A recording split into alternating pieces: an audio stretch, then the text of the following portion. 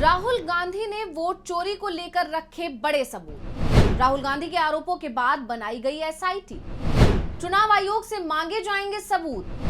तो ज्ञानेश कुमार के लिए बढ़ गई हैं मुश्किलें। वोट चोरी का मामला चुनाव आयोग और बीजेपी दोनों के गले की फांस बन गया है। चुनाव आयोग जितना इस मुद्दे से निकलने की कोशिश कर रहा है, ये मामला उतना ही उसके गले में कसता जा रहा है। बीजेपी की तरफ से भी चुनाव आयोग को बचाने की तमाम कोशिशें की गई, लेकिन विपक्ष शुरुआत से ही वोट चोरी के मामले को बीजेपी और चुनाव आयोग की मिलीभगत बता रहा है। और जैसा कि विपक्ष बता रहा है, जनता उसे समझ भी रही है। तो ऐसे में बीजेपी की सफाई से चुनाव आयोग ही फंसता दिखाई दे रहा है।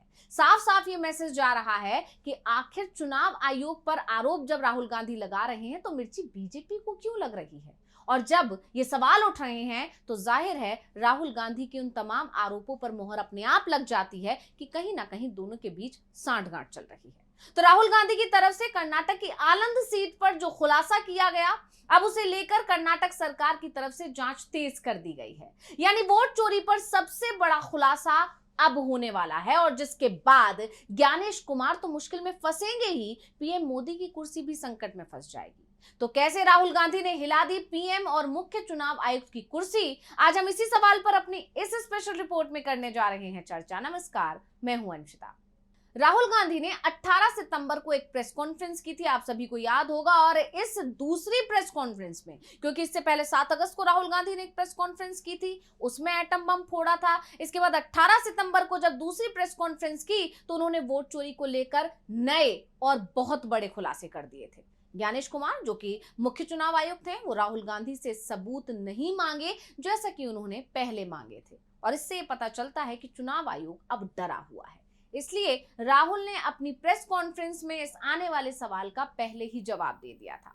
उन्होंने कहा कि जो भी सबूत वो वोट चोरी के सामने रखे हैं, इसकी जानकारी उन्हें चुनाव आयोग के अंदर से ही मिली है। चुनाव आयोग के लोगों ने ही ये जानकारी उन तक पहुंचाई है। यानी चुनाव आयोग से ही राहुल गांधी को सबूत मिले हैं। इसलिए जब राहुल गांधी ने प्रेस कॉन्फ्रेंस में वोट चोरी के सबूत रखे तो ज्ञानेश कुमार भी ये नहीं कह पाए कि राहुल गांधी के सबूत बेबुनियाद हैं या राहुल गांधी झूठ बोल रहे हैं। ना ही इस बार कोई प्रेस कॉन्फ्रेंस करके ज्ञानेश कुमार ने कहा कि राहुल गांधी शपथ पत्र दें। तो राहुल गांधी ने जो तीखे हमले चुनाव आयोग पर किए, उसमें तो ज्ञानेश कुमार को ही उन्होंने वोट चोरों को बचाने वाला मुखिया करार दे दिया। क्या कुछ बोले राहुल, एक बार सुनिए। 100% सबूत है, प्रूफ है कि ज्ञानेश कुमार जी हिंदुस्तान के चीफ इलेक्शन कमिश्नर वोट चोरों की रक्षा कर रहे हैं। और ये मैं आपको अभी दिखाने जा रहा हूं। हर इलेक्शन में हमें रिपोर्ट आती थी कि वोटर्स डिलीट हो रहे हैं, कांग्रेस वोटर्स डिलीट हो रहे हैं, ऑपोजिशन के वोटर्स डिलीट हो रहे हैं, दलित वोटर्स डिलीट हो रहे हैं, आदिवासी हो रहे हैं, माइनॉरिटी वोटर्स डिलीट हो रहे हैं, ओबीसी वोटर्स डिलीट हो रहे हैं। मगर जब डिलीट होते हैं ऑपोजिशन के ही होते हैं। राहुल ने 7 दिन का समय दिया था चुनाव आयोग को, और अब वो समय खत्म होने वाला है। यानी राहुल गांधी की तरफ से एक और बड़ा खुलासा होने वाला है, ये तय माना जा रहा है। लेकिन उससे पहले राहुल ने आलंद सीट पर वोट चोरी को लेकर जो खुलासा किया था, उसे लेकर कर्नाटक सरकार ने अब कार्रवाई शुरू कर दी है। तो कर्नाटक सरकार ने आलंद वोटर फ्रॉड मामले की जांच के लिए एक विशेष जांच टीम यानी एसआईटी का गठन कर दिया है।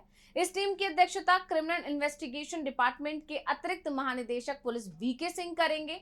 ये बात तो आप जानते ही हैं कि राहुल गांधी ने 18 सितंबर को जो प्रेस कॉन्फ्रेंस की थी, उसमें 2023 विधानसभा चुनाव से पहले आलंद विधानसभा सीट पर फर्जी फॉर्म 7 के जरिए 5,994 वोटरों को मतदाता सूची से हटाने की कोशिश की गई थी, इसके दावे किए राहुल गांधी ने। और जब ये खबर सामने आई थी, उसके बाद कर्नाटक की सरकार ने जांच का जिम्मा सीआईडी को सौंपा था।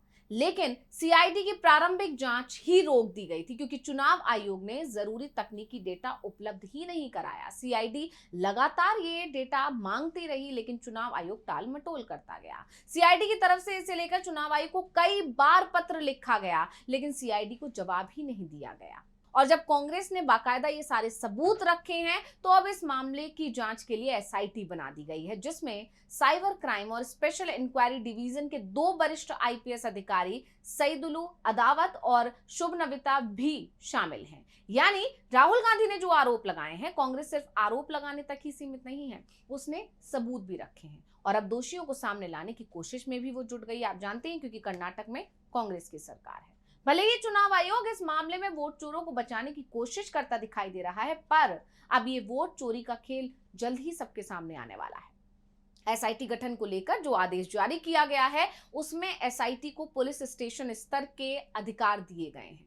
इसके साथ ही राज्य पुलिस प्रमुख को निर्देश दिए गए हैं कि आनंद मामले में दर्ज एफआईआर और संबंधित सभी मामले एसआईटी को सौंप दिए जाएं। तो वोट चोरी मामले में एसआईटी के चीफ बनाए गए बीके सिंह पहले भी कई हाई प्रोफाइल मामलों की जांच कर चुके हैं, जिसमें पत्रकार गौरी लंकेश का मामला और एमएम कलबुर्गी की जान लेने के मामले के साथ ही जेडीएस के पूर्व सांसद प्रज्वल रेवन्ना के खिलाफ आरोप भी शामिल हैं।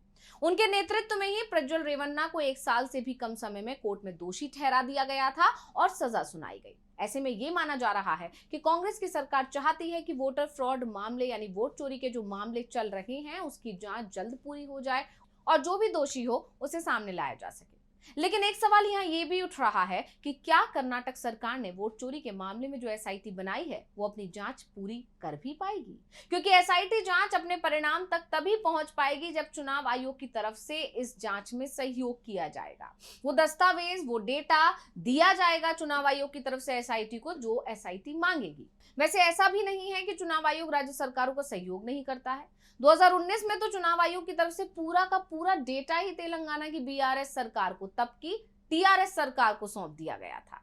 लेकिन बीआरएस पर ये आरोप भी लगते रहे हैं कि वो बीजेपी की बी टीम की तरह सियासत करती रही है। यानी कहने को तो वो बीजेपी के विरोध में सियासत करती है, लेकिन उसकी रणनीति से बीजेपी को ही सबसे ज्यादा फायदा मिलता रहा है। इसलिए ये भी कहा जाता रहा कि पीछे के दरवाजे से वो कांग्रेस को कमजोर करने के लिए बीजेपी की मदद करती थी। ऐसे में ये सवाल तो पूछा ही जा रहा है कि जब बीआरएस को चुनाव से जुड़ा डेटा मिल सकता है तो फिर कर्नाटक सरकार की तरफ से जो एसआईटी का गठन किया गया है उसे वो जानकारी क्यों नहीं दी जाएगी?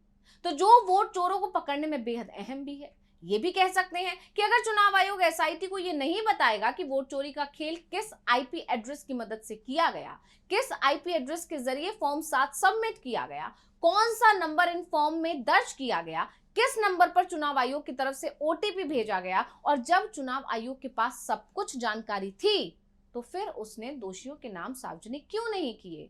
क्यों वो उनके एड्रेस नहीं दे रहा है? क्यों वो उन फोन नंबर्स को सीआईडी के साथ साझा नहीं कर रहा है? बहुत कुछ है जिसके राज चुनाव आयोग के पास है।